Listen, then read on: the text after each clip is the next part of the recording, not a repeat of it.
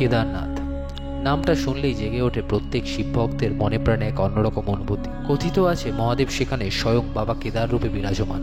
পঞ্চ কেদারের অন্যতম প্রধান কেদার, দেবভূমি উত্তরাখণ্ডের 4 ধামের অন্যতম প্রধান ধাম এবং 12টা জ্যোতির্লিঙ্গের অন্যতম প্রধান জ্যোতির্লিঙ্গ হলো এই স্থান। তাই আমি এবং আমার বাবা মা বেরিয়ে পড়েছিলাম এই প্রাচীন এবং ভব্য মন্দির দর্শনের উদ্দেশ্যে। কিন্তু আমাদের কল্পনাতেও ছিল না মহাদেব আমাদের পদে পদে এত পরীক্ষা নেবেন। বন্ধুরা, আমি আমার চ্যানেলের মাধ্যমে তোমাদের কাছে সেই অভিজ্ঞতাই তুলে ধরতে চলেছি। 31শে জুলাই ঘটে যাওয়া ভয়াবহ দুর্যোগের পর কেদারনাথে প্রায় 1 মাস যাত্রা বন্ধ ছিল। তারপর সেপ্টেম্বর থেকে যাত্রা শুরু হয়। তো সেই যাত্রারই আমরা অংশ হয়েছিলাম। তারই কিছু অংশ তোমাদের সামনে আমরা তুলে ধরতে চলেছি আমার ভিডিওর মাধ্যমে। তো চলো, মহাদেবের নাম নিয়ে আমরা এই নতুন ভিডিওর পর্ব শুরু করতে চলেছি। জয় শ্রী কেদার। ओम मृत्युंजयाय रुद्राय नीलकंठाय शंभवे अमृतेशाय शर्वाय महादेवाय ते नमः। তো বন্ধুরা, কেমন আছো সবাই? Welcome to my channel. আমি অরিজিৎ, তোমরা দেখছো এম ব্লগ। আর আজকের ডেট হচ্ছে 15/9/2024। তো আজকে আমরা আমাদের একটা, যে আমি আগের ভিডিওতে যেই ট্রিপটার কথা বলছিলাম সেটা শুরু করছি। তোমরা ভিডিওর শুরুতে আর থাম্বনেল থেকে বুঝেই গেছো আমরা কোথায় যাচ্ছি।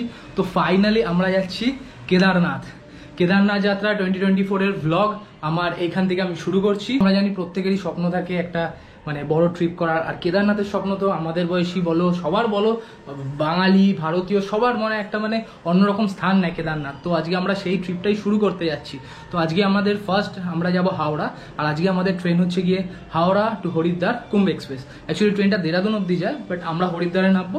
তো আমরা এখন টাইম বেজে গেছে হচ্ছে অলরেডি 11:30। আর আমাদের বেরোনোর কথা ছিল হচ্ছে গিয়ে 11টা নাগাদ। তো অলরেডি 30 মিনিট লেট হয়ে গেছে। তো আমাদের 1টার সময় ট্রেন, তো আর বেশি লেট করবো না। তো চলো, এরপর যা যা কথা হবে, যা যা ডিটেলস হবে সব আমি বেরিয়ে বলবো। পুরোটা ব্লগে তোমরা জুড়ে থাকো, দেখো। গত 2 দিন ধরে আকাশের মুখ ভার, অনবরত বৃষ্টি হয়ে যাচ্ছিল। আমাদেরও বেরোতে হয়ে গেছিল দেরি। এখন আমাদের প্রথম লক্ষ্য ছিল সঠিক সময়ের মধ্যে হাওড়া স্টেশনে পৌঁছানো। হিমমটো স্টেশনে পৌঁছে গেছি। আর সকাল থেকে বৃষ্টি হয়েই যাচ্ছে। আজ না 2 দিন ধরে এরকমই ওয়েদার। আর আমাদের এখানেও এরকমই ওয়েদার থাকবে। অ্যাকচুয়ালি আমাদের অনেক লেট হয়ে গেছে সকাল থেকে উঠে, একদিনের গোটা ট্রেন। তো খাবার দাবার বানানো এসবে অনেকটা লেট হয়ে গেছে। হিমমটো স্টেশন পৌঁছে এখন শুধু ট্রেনের অপেক্ষার অবসান ঘটল 15 মিনিট পর বর্ধমান হাওড়া লোকাল যখন ঢুকলো। এখান থেকেই বলতে গেলে আমাদের ট্রেন জার্নি শুরু। 2 দিন টানা বৃষ্টির জন্য আমরা ভয় ছিলাম যে ট্রেন লেট বা বাতিল না হয়ে যায়। এই চিন্তা নিয়েই আমরা অবশেষে 20 মিনিট পর হাওড়া স্টেশনে পৌঁছালাম। এখন টাইম হচ্ছে 12:16। আমরা এই হাওড়া স্টেশনে পৌঁছালাম। আমাদের ট্রেন এসে তো দিয়ে দিয়েছে। তো আমরা ট্রেনের দিকে যাবো। আর 11 নম্বর প্ল্যাটফর্মে দিয়েছে। তো চলো গিয়ে ওখানে কথা বলছি। মহাদেবের কৃপায় আমরা সঠিক সময়ে পৌঁছালাম স্টেশনে। আবার ট্রেনও সঠিক সময়ে স্টেশনে প্রবেশ করেছিল। 12369 হাওড়া দেরাদুন কুম্ভ এক্সপ্রেস। এই ট্রেনে ঠিক 1 বছর আগেও ICF কোচ ব্যবহার করা হতো। বর্তমানে ট্রেনের সবকয়টি LHB কোচ। আর আমাদের কোচ নাম্বার ছিল B2 AC3 টায়ার। ট্রেন ঢুকতেই আমরা ট্রেনে উঠে পড়লাম আর নিজেদের সিটগুলোর দিকে এগিয়ে গেলাম। ভিতরে যথেষ্ট পরিষ্কার ও পরিচ্ছন্ন ছিল ট্রেনটি। আর অল্প সময়ের মধ্যেই আমরা সিট পেয়ে গেলাম। এখানে আমাদের 25, 26 আর 28 দুটো লোয়ার আর একটা মিডল সিট আমাদের আছে এখানে। তো চলো ব্যাগটাগুলো আমি গুছিয়ে নিই, দেন তোমাদের সাথে কথা বলি। তো এখন টাইম হচ্ছে 11:40। আর আমাদের ট্রেন চলে আসছে 12369 হাওড়া দেরাদুন কুম্ভ এক্সপ্রেস। এই হচ্ছে আমাদের B2 বগি। ট্রেনটার শিডিউল টাইম হচ্ছে 1টা। তো 1টায় ট্রেনটা ছাড়বে। প্রায় অনেক দিনের শখ ছিল এই কেদারনাথ জার্নিটা। ফাইনালি আমরা এই জার্নি শুরু করছি। তাও আমি মনে করি যতক্ষণ না ট্রেনে আমরা বাবা কেদারের সামনে পৌঁছাচ্ছি ততক্ষণ জার্নিটা কমপ্লিট না। তো চলো দেখি। আর সবকটা কোচ দিয়েছে হচ্ছে LHB কোচ, রেড কালারের। আর এই একটা কোচই দিয়ে দিয়েছে হামসাফার এক্সপ্রেস। ওই কোচটা আমাদের কোচটা ওটাই দিয়েছে। তাই ছাড়বে। আর হরিদ্বার দেরাদুন অব্দি যায় ট্রেনটা। তো আমরা যাবো হরিদ্বারের ট্রেনটা ঢুকবে হচ্ছে গিয়ে কটা 3টের সময় শিডিউল টাইম। এবার দেখি। আর মোট আমাদের হাওড়া থেকে হরিদ্বার অব্দি 22টা স্টপেজ দেবে ট্রেনটা। একটু বসেছি ট্রেনের পাশে, বাবা মা ভেতরে আছে। ঠিক আছে, এখনও প্রায় 10 মিনিট মতো বাকি আছে, 16 মিনিট ট্রেনটা ছাড়তে। আর এখানে তো একটা বৃষ্টি হয়েই যাচ্ছে অদ্ভুত রকমের অনেকক্ষণ ধরে। বাট একটা কি, কেদারনাথে এখন বৃষ্টি হচ্ছে না। তো বলবো আস্তে আস্তে বলবো যে এতদিনের একটা কি অদ্ভুত এক্সপিরিয়েন্স হচ্ছিলো আমাদের, সেটা সব বলবো। সে ট্রেনের ওয়াশরুমটা, এটা ইন্ডিয়ান স্টাইল, আর একটা ওই সাইডে অনেক কমোড আছে। তো উনি 27টা ঘন্টা আমাদের এই ট্রেনে এখন কাটাতে হবে। তো কেমন জার্নি হচ্ছে কী হচ্ছে সব তোমাদের সাথে শেয়ার করবো। তো চলো। অবশেষে নির্ধারিত সময়ে ট্রেনটি স্টেশন থেকে ছাড়লো। আমরাও আগামী 7 দিনের জন্য আমাদের চেনা শহর ছেড়ে বেরিয়ে পড়লাম কেদারনাথ যাত্রার উদ্দেশ্যে। আর মনে মনে একটা কথাই বলছিলাম, মহাদেব তুমি পাশে থেকো, আমাদের তোমার কাছে যাওয়ার পথে যা সমস্ত বাধা বিপত্তি থাকবে তুমি পার করে দিও। ট্রেন ছেড়েছে 25 মিনিট অলরেডি হয়ে গেছে। তাহলে লাঞ্চটা করে নিই, মাও বললো বাবাও বললো যে লাঞ্চটা করে নিই। ওরা লাঞ্চ বাড়ছে, এখন তাড়াতাড়ি খেয়ে নিয়ে একটুখানি, কারণ সকালে উঠে আমাদের সেরকমভাবে কিছু খাওয়াও হয়নি, খেয়ে নিয়ে মা বাড়ি থেকে ফ্রাইড রাইস আর আলুদম বানিয়ে এনেছে। মানে ফ্যামিলির সাথে যাওয়ার এটা একটা অ্যাডভান্টেজ যে খাবার দাবারের টেনশনটা করতে হয় না, কখন কী খাবো কি না খাবো। চলো, সুন্দর দেখতে হয়েছে, খেয়ে দেখুন। টাইম হচ্ছে অলমোস্ট 2টো। ট্রেন ভালো স্পিডই মেনটেন করছে, অলমোস্ট 90-100 এরকম স্পিড ট্রেন মেনটেন করছে। এরপরে আমাদের ফার্স্ট স্টপেজ হচ্ছে আসানসোল, যেটা ঢুকবে হচ্ছে 3:29, মানে 3:30 নাগাদ আসানসোল ঢুকবে। তো মানে তোমাদের সাথে যেটা বলার ছিল যে আমাদের এই কেদারনাথের যে ট্রিপটার প্ল্যানটা অনেক দিন ধরেই আমরা করছি, অলমোস্ট লাস্ট ইয়ার থেকেই করছি। ফাইনালি আমরা এই ট্রিপটা স্টার্ট করলাম। তো এখনও আমি বললাম না, যতক্ষণ না পৌঁছাচ্ছি, যতক্ষণ না মন্দিরের সামনে যাচ্ছি, ততক্ষণ আমি কমপ্লিট মনে করবো না ট্রিপটাকে। আর তারপরে জানো 31শে জুলাই, 31 জুলাই কীরকম একটা কেদারনাথে, সেই 2013-র মতো একটা বন্যা এসেছিলো। এটা কেদারনাথে আসেনি, এটা গৌরীকুণ্ড, লিঞ্চলি, ভীমবালি এই জায়গাগুলো এসেছিলো। তার জন্য রাস্তাঘাট ভীষণ খারাপ হয়ে গেছিলো। তো আমরাও রোজ আপডেট দেখতাম, টেনশন হচ্ছিলো কী হবে, রাস্তা বন্ধ ছিল, খুলবে কি না। তো যা দেখছি মোটামুটি 1-2 দিন থেকে ওয়েদার ওখানে ভালো আছে, তাও বৃষ্টির চান্স আছে, সব আছে। এবার দেখি কপালে কী হয়, কপালে কী আছে। ফার্স্ট তো আমরা হরিদ্বার যাবো। এখন টাইম হচ্ছে 3:18, ট্রেন বিফোর টাইম আসানসোল ঢুকে গেছে। আর বাইরে ভীষণ বৃষ্টি হচ্ছে, তাই নামতে পারলাম না। টাইম হচ্ছে 4:46, আর আমাদের ট্রেন ঝাড়খণ্ড এন্টার করে গেছে।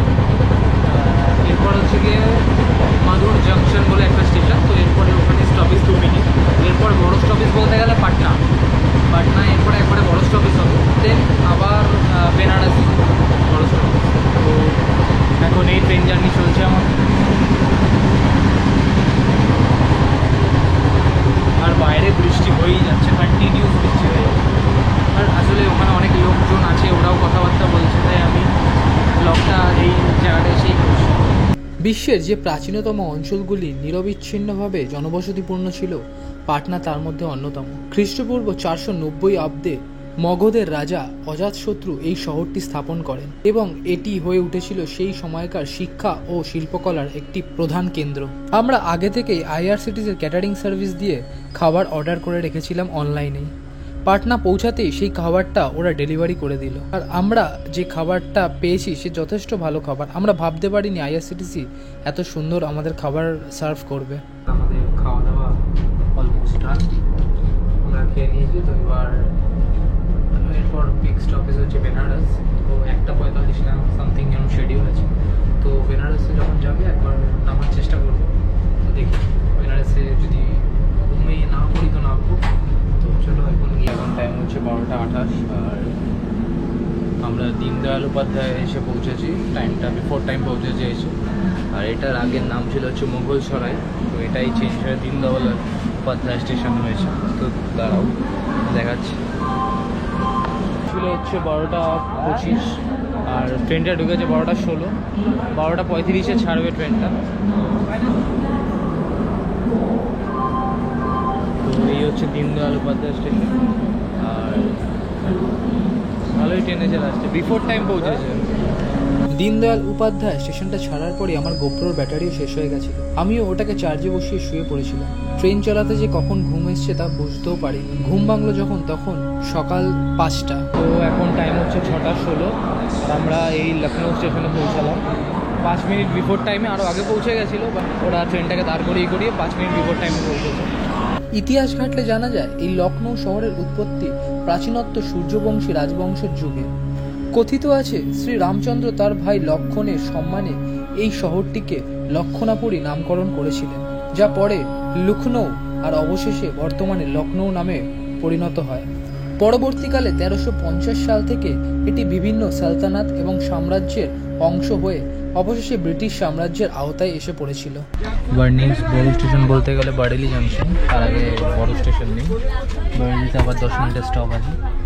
ট্রেন অন টাইম বলতে বিফোর টাইম ট্রেন পৌঁছাচ্ছে। আর ট্রেনটা মাঝে মাঝে আমাদের ঝড়টা মারছে, এরকম হ্যাচকা টান মারছে, ব্রেক মারছে। ধীরে ধীরে ট্রেন জার্নিতে অধৈর্য হয়ে পড়ছিলাম। মনে হচ্ছিল কখন আমরা আমাদের গন্তব্যে পৌঁছাবো। সিটে বসে থাকতেও ভালো লাগছিল না আর। তার থেকে ট্রেনের বাইরে এই নদী, সবুজ প্রান্তর দেখতে দেখতে অধৈর্য ভাবটা একটু হলেও কাটছিল। টাইম হচ্ছে 1:07 আর আমাদের ট্রেন মুরাদাবাদ স্টেশনে এসে পৌঁছালো। আর এখান দিয়ে আর একটা স্টপেজ, আর বেশি স্টপেজ নেই, তারপরে আমরা হরিদ্বার ঢুকে যাবো। তো ট্রেন মোটামুটি 10 মিনিট মতো লেট করেছে। আর আমি সুইগি দিয়ে অর্ডার করেছিলাম পিৎজাটা, ভেজ পিৎজা, তো ওটাই দিয়ে গেল। কারণ এরপরে আর একটাই স্টপেজ আছে, তারপরে আমরা নেমে যাবো হচ্ছে ইসেতে। আর 2-3 ঘন্টার মতো আছে, বেশিক্ষণ বাকি। তো এখন টাইম হচ্ছে 3:15। আর মুরাদাবাদ থেকে এই গাড়ি ছেড়ে দিল।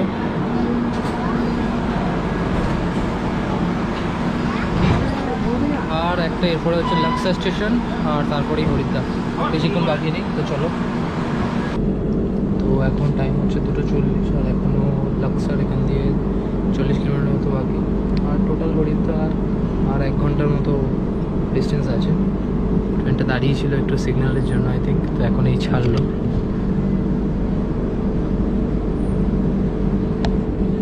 তো আর বেশি দূর নয়, খুব শিগগিরই আমরা পৌঁছে যাবো। হাওড়া থেকে 1513 কিলোমিটার জার্নি করে 20টি স্টেশন ক্রস করার পর আমাদের ট্রেন কুম্ভ এক্সপ্রেস লাক্সার ও বালুয়ালি রেলওয়ে ব্রিজ ক্রস করে গঙ্গার উপর দিয়ে আমাদের উত্তরপ্রদেশ থেকে নিয়ে পৌঁছালো দেবভূমি উত্তরাখণ্ডে। টাইম হচ্ছে 3:38 আর আমাদের ট্রেন এই লাক্সার স্টেশন থেকে ছাড়ছে। মোটামুটি 20 মিনিট মতো লেটে চলছে ট্রেনটা। তো দেখা যাক কতক্ষণ পৌঁছায়। সো আমরা মোটামুটি হরিদ্বারে এখন ঢুকবে আমাদের ট্রেনটা হরিদ্বার। তো সবাই লেগেজ ট্যাগেজ গুছিয়ে নিয়েছি, রেডি হয়ে গেছি। টাইম হয়েছে 4:40 আর আমরা এইসবে হরিদ্বার নামলাম। অবশেষে 1540 কিলোমিটার 27 ঘন্টায় পার করার পর আমরা আমাদের প্রথম লক্ষ্যে এসে পৌঁছালাম, হরিদ্বার। তো এখন আমরা আমাদের হোটেলের জন্য গাড়ি খুঁজছি। उमरा ग्रेस होता है। उमरा ग्रेस लोकेशन है, बुक करा था क्या? हाँ और को दिखा दो अच्छा होता। नहीं बुक है, हमारा बुक हो गया, पेमेंट भी कर दिया, पेमेंट हो गया। তো আমরা আমাদের হোটেলের জন্য এখান থেকে একটা টোটো করলাম, আর 100 টাকা নেবে বলছে টোটো। ज़्यादा कम नहीं होगा, एक ही रेट है।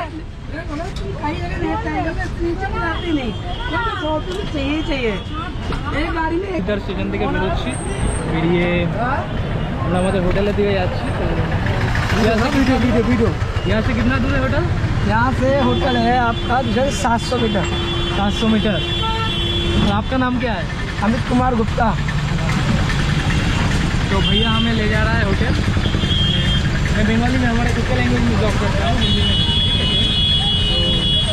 तो दादा हमारे होटेल অবধি নিয়ে যাচ্ছে। আর এখানে হোটেলে 100 रुपये रेट है ना यहाँ पर? हाँ यहाँ 100 रुपये, एक टोटो का 100 रुपये। कहीं भी जाइए आप, हर की पौड़ी आएंगे तो 100 रुपये, और वहाँ से होटल से हर की पौड़ी आएंगे तो 100 रुपये। और शेयर करेंगे तो 20 रुपये सवारी है, शेयर नहीं करेंगे तो 100 रुपये। ফাইনালি প্রায় 1500 কিলোমিটার জার্নি করার পর, 1550 কিলোমিটার ট্রেন জার্নি করার পর আমরা আমাদের ফার্স্ট ডেস্টিনেশন হরিদ্বার পৌঁছালাম। এবার হরিদ্বার থেকে আমরা কোথায় কী যাবো এটা আমি হোটেলে গিয়ে তোমাদের বলবো। ফার্স্ট আমরা আমাদের হোটেল যাচ্ছি, তো চলো হোটেলের দিকে যাওয়া যাক। হোটেল পৌঁছাতেই শরীরের ক্লান্তি ভাবটা যেন আরও জাঁকিয়ে বস, মনে হচ্ছিল কখন একটু রেস্ট নেব ভালো করে। হোটেলটা আমরা আগে থেকেই বুক করে রেখেছিলাম, এই হরিদ্বারে নেমে আমাদের কোনো কষ্ট করতে হয়নি। তো মানে হোটেল স্টেশন থেকে বেশি দূর ছিল না আমাদের হোটেলটা, একদম কাছেই ছিল। তো এই হচ্ছে আমাদের হোটেল। আর এখন গিয়ে আমরা ফার্স্টে চেক ইন করি, তারপর তোমাদের সাথে কথা হচ্ছে। তো আমাদের চেক ইন ডান, এবার আমরা হোটেলে যাবো। আমাদের হোটেল নাম হচ্ছে উমরা প্লেস, এটা আমি অনলাইনেই বুকিং করেছি এদের অফিসিয়াল ওয়েবসাইট দিয়ে। বাট আমাদের রুম হচ্ছে এটা মানে 101। তো আমাদের রুমটা বেশ ঠিক আছে, ট্রিপল বেড রুম, এসি আছে আর বেশ বড়। আর ওদিকে একটুখানি খালি ড্যাম পড়ে গেছে, বাট ঠিক আছে। ওভারঅল ওদের মা হিন্দি বলার থেকে ওরা বলছে হাম বেঙ্গলি সমস্তে। তো এটা হচ্ছে রুমটা, আর বাথরুমটাও তোমাদের একবার দেখিয়ে দিই। ঠিক আছে, ছোটোর মধ্যে খুব সুন্দর, এখানে গিজারও আছে। তো ওভারঅল জায়গাটা ভালো।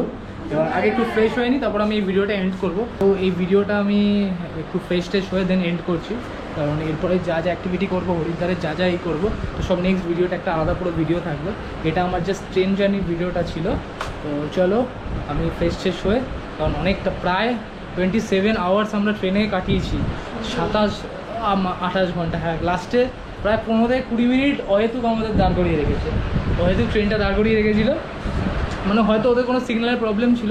ঠিক আছে, চলো মোটামুটি 2 দিন আজ আর কাল আমরা এখানেই থাকছি, আমরা হরিদ্বারটা এক্সপ্লোর করছি। তো বাকি যা যা করবো তোমরা নেক্সট ভিডিওটা দেখতে পারবে।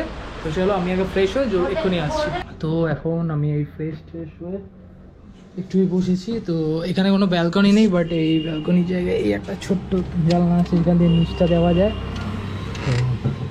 তো ভালো, হোটেলটা খুব একটা খারাপ না, বেশ ভালো। তো এরপর আরে ওইটুকু ঠিক আছে। তো এরপর আজকে আমরা একটু রেস্ট নেবো, কারণ এতক্ষণ জার্নি করলাম। তো তারপর একটু হরিদ্বারটা এক্সপ্লোর করতে বেরাবো যতটা পারি, আশেপাশটা যেটুকু। আরতি দেখার ইচ্ছা ছিল, বাট এদের থেকে খবর নিলাম যে আরতির টাইমিং অলমোস্ট হয়ে গেছে, তো এখন বেরোলে আর আরতি দেখতে পারবো না। আর আমাদের এখান দিয়ে যে হরিদ্বারের মেন ঘাট হারকি পৌড়ি, তো ওটার ডিস্টেন্স হচ্ছে গিয়ে 1 কিলোমিটার 1.5 কিলোমিটার।